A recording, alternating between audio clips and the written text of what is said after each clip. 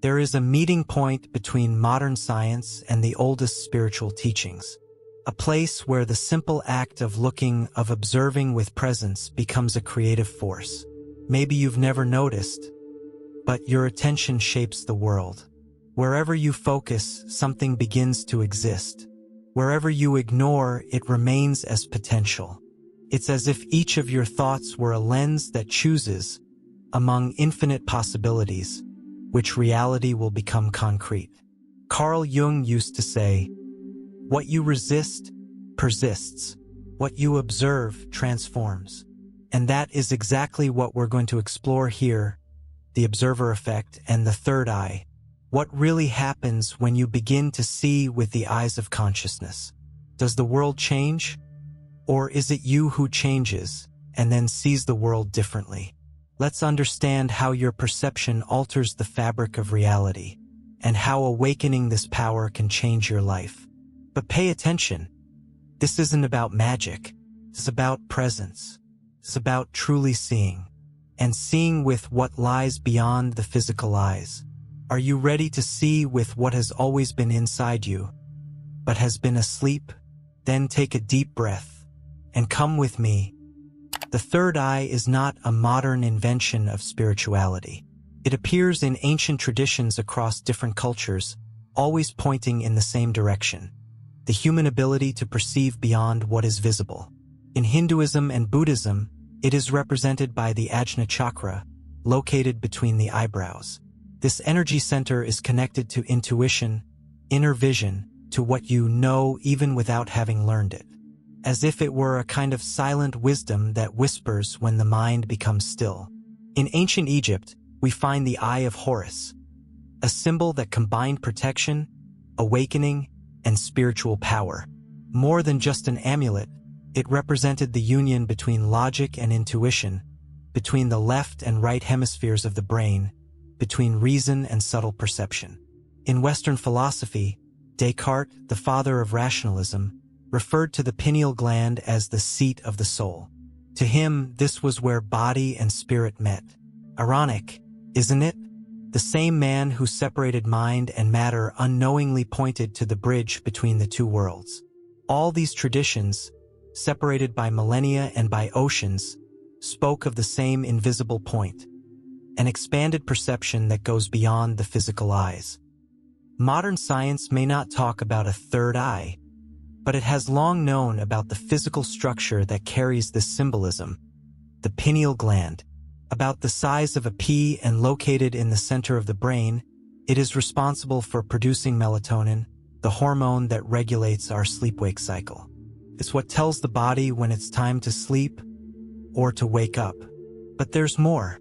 Research suggests that the pineal gland may also be linked to the production of DMT, a natural substance that can trigger altered states of consciousness, visions, and mystical experiences. There is no scientific consensus yet, but the hypothesis is still intriguing. What we do know for sure is that the pineal gland is sensitive to light. Modern life, however, seems to dim that sensitivity. Chronic stress, overexposure to artificial light, heavy metals, fluoride. All of these may contribute to what many call calcification of the pineal gland, as if it slowly loses its ability to pick up on subtleties. But awakening the third eye is not about activating a magical organ. It's about recovering a perception that the rush, the noise, and the overload of information have made us forget.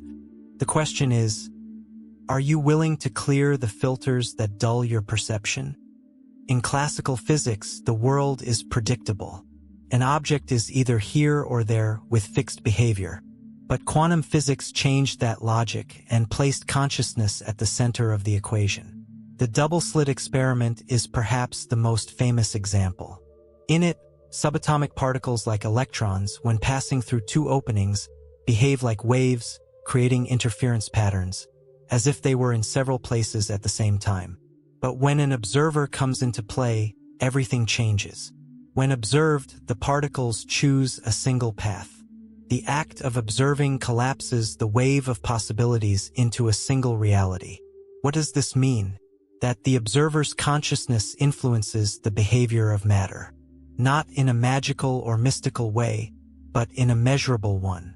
Of course, scientists still debate the limits of this. Physics seems to echo what the ancients already knew. Your perception takes part in the creation of reality. You are not just a passive spectator. You are part of the stage, the light, and the script. So, if even a particle changes when it is observed, what might happen inside you when you begin to observe yourself with true presence? What if consciousness weren't a byproduct of the brain, but the very foundation of reality? That's the hypothesis of scientists like Roger Penrose and Stuart Hameroff. They proposed the orchestrated objective reduction theory, a model where consciousness arises within the microtubules of brain cells, connecting brain function to quantum phenomena. For them, the collapse of reality doesn't happen outside, but within the mind, at a level so deep that traditional science is still taking its first steps to understand it. Rupert Sheldrake, on the other hand, talks about morphic fields, invisible structures that hold information and behavioral patterns, as if there were a collective memory shaping both nature and the human mind. An idea that echoes Carl Jung's collective unconscious, where archetypes and symbolic patterns influence us without us even realizing it. Amit Goswami goes even further. For him, consciousness is not an effect. It's the cause. The universe does not give rise to the mind. It's the mind that gives rise to the universe. What we see, touch, and think, all of it emerges from consciousness. These ideas are still debated, but they raise an inevitable question. What if the universe were less like a machine and more like a mind? What if, instead of you being inside the world were inside your consciousness? Maybe the real quantum leap doesn't happen in the lab, but within each of us. When we stop seeing consciousness as something isolated and begin to live it as the field where everything happens. If physics shows us that the act of observing transforms matter, psychology reveals that the same happens with the soul.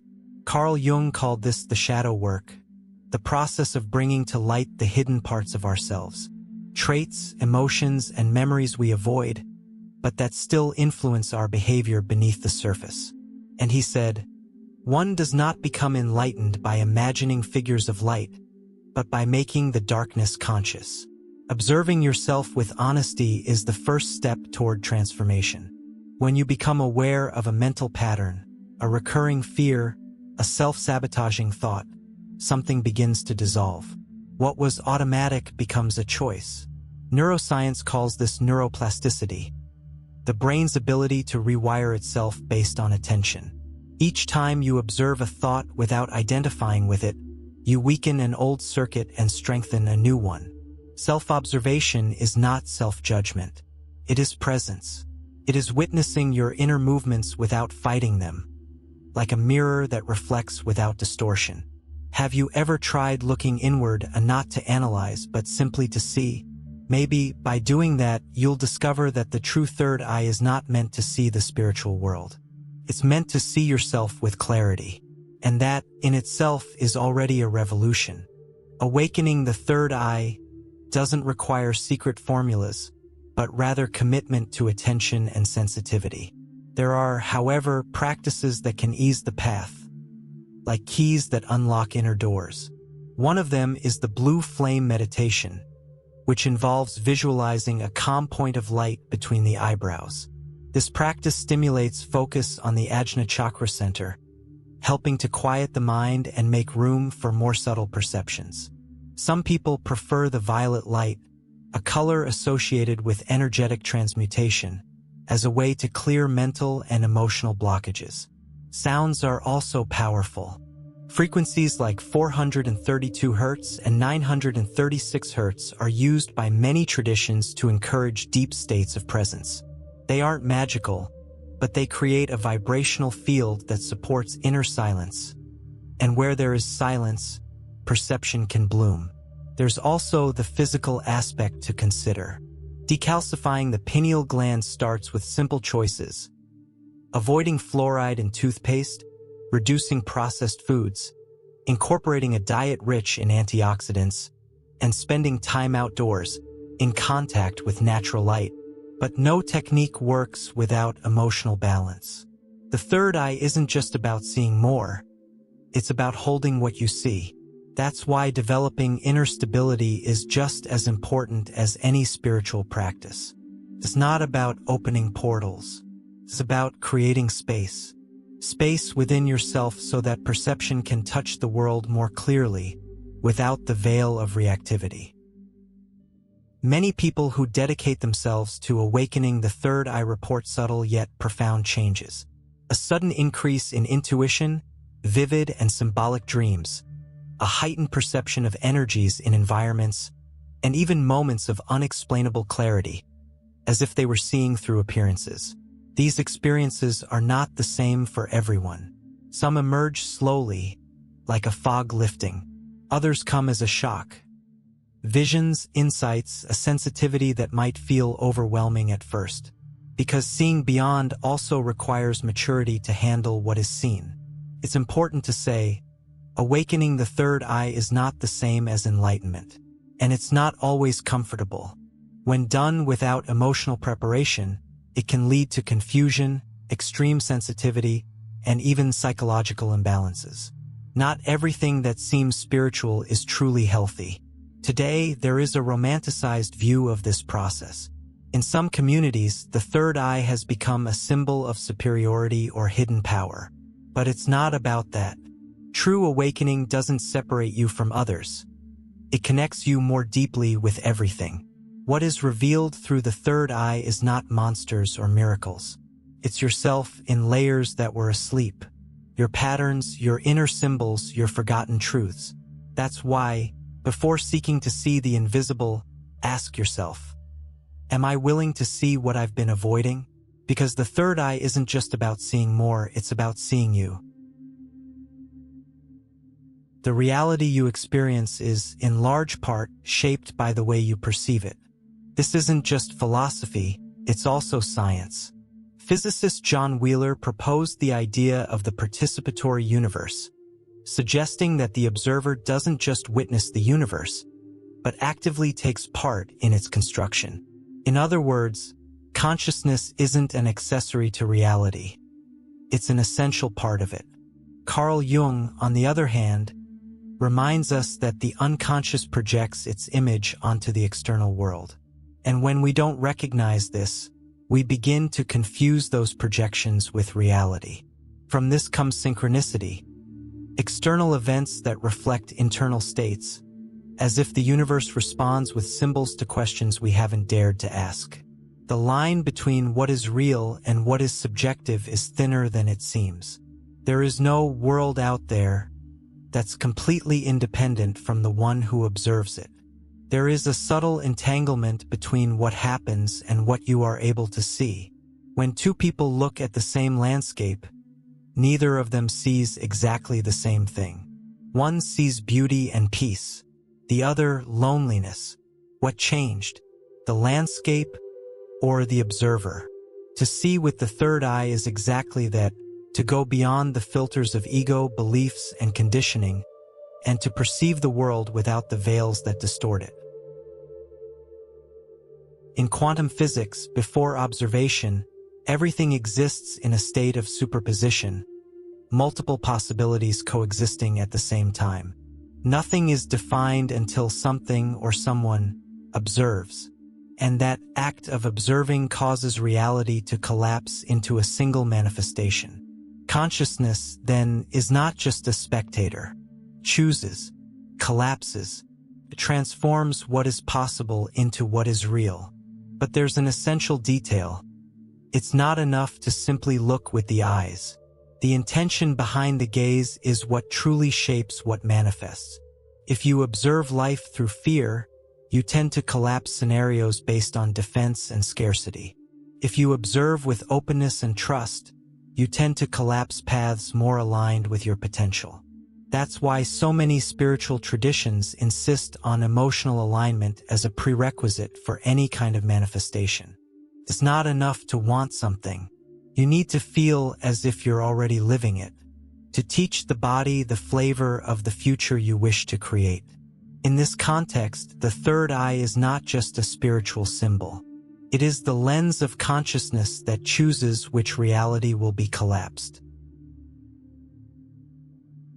Awakening the third eye might seem like something distant, mystical, reserved for monks or initiates. But the truth is, this awakening happens through small practices, in the way you live your everyday life. A simple technique is focused meditation on the point between the eyebrows. Just a few minutes a day, breathing with awareness, can begin to sharpen your perception. It's not about forcing visions, but about cultivating silence. And in silence, the invisible begins to reveal itself. Another powerful practice is keeping a self-observation journal. Write down your thoughts, emotions, and recurring inner patterns. This gives shape to what was once shadow, and everything that takes shape can be transformed. Creative visualization also has a real effect. Imagine a goal or desire with sensory detail, as if you were already living it. Feel the emotion involved. That emotion teaches the brain and the field around you that this reality is possible. But perhaps the most transformative practice is something even simpler: being present, tasting your food, truly listening, walking and feeling the ground beneath your feet. Because presence is the doorway to any expansion of consciousness. Isn't about developing powers. It's about developing presence. It's not about seeing the invisible out there, but about recognizing the invisible that has always existed within you. You don't need to wait for a miracle to start seeing differently. You just need to begin looking with more depth, with more silence, with more courage. Your attention is a creative force. Use it with responsibility. Use it with love, because what you choose to observe is exactly what will grow.